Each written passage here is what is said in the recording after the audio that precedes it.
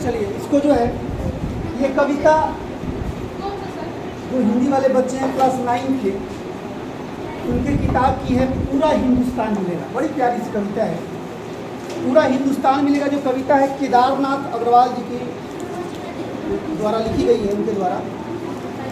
केदारनाथ अग्रवाल जो है उनका जन्म हुआ था उत्तर प्रदेश में, ठीक है। उत्तर प्रदेश का बांदा जिला था और गांव था कमासी। 1911 ईस्वी में इनका जन्म हुआ। कब हुआ था? 1911। और 1911 से हमको याद आ रहा है एक बहुत बड़े लेखक, क्रांतिकारी लेखक हुए हैं, अज्ञे उनका नाम है। पूरा नाम है सच्चिदानंद हीरानंद वात्स्यायन अज्ञे। उनका जन्म भी 1911 में हुआ था। अब कहिए ये हमको याद इसलिए है कि जब मैं स्टेट का एग्जाम दिया था ना, शिक्षक पात्रता परीक्षा, उस साल ये सवाल आया हुआ था कि उनका जन्म कब हुआ था। तो खैर केदारनाथ अग्रवाल साहब का भी जन्म है 1911 में हुआ था। और इनकी बहुत सारी रचनाएं हैं, जिसमें युग की गंगा, उसके बाद नींद के बादल, लोक और आलो, फूल नहीं रंग बोलते हैं, आग का आईना, पंख और पतवार, हे मेरी तू, मार प्यार की थापें, कहे केदार खरी खरी, ये उनके प्रमुख काव्य कृतियाँ हैं। इसके अलावा कुछ गद्य भी उन्होंने लिखा।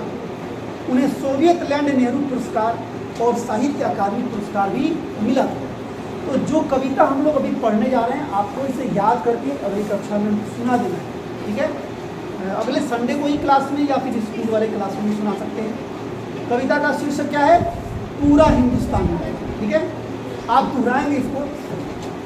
इसी जन्म में इस जीवन में, इसी जन्म में इस जीवन में, हमको तुमको मान मिलेगा, हमको तुमको मान मिलेगा, गीतों की खेती करने को, गीतों की खेती करने को, पूरा हिंदुस्तान मिलेगा, पूरा हिंदुस्तान मिलेगा।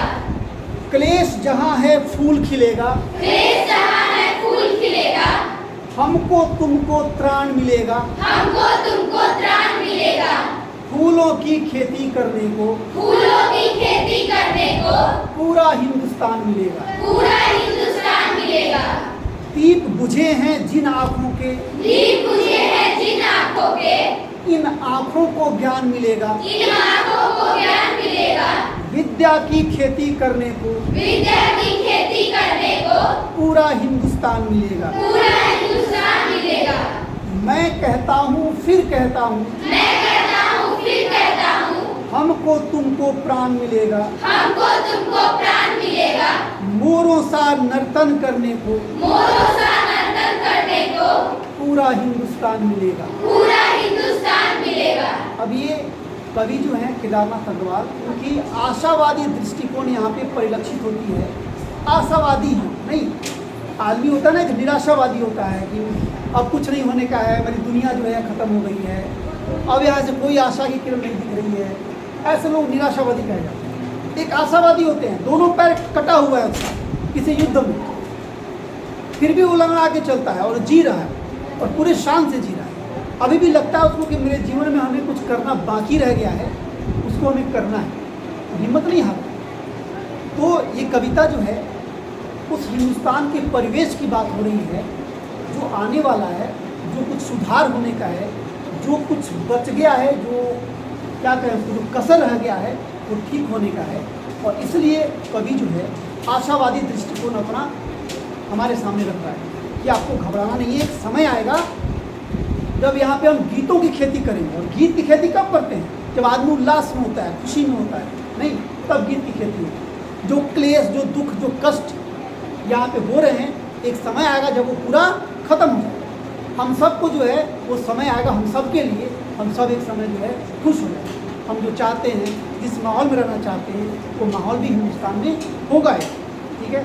और जो दीप बुझ गए हैं आँखों के, लोगों की जो उम्मीदें ख़त्म हो गई हैं, एक समय आएगा जब उन आँखों को भी क्या मिलेगा? ज्ञान मिलेगा। तो आशावादी जो है कविता है, हमें जो है हौसला नहीं हारना है, ऐसा कुछ जो है कवि बताना चाह रहे हैं, ठीक है। ये कविता जो है आप याद करके आएंगे और हमको जो है अगले क्लास में सुनाएंगे, ठीक है। ये पक्का करते हैं, ठीक है। चलिए हम लोग मैथ करते हैं।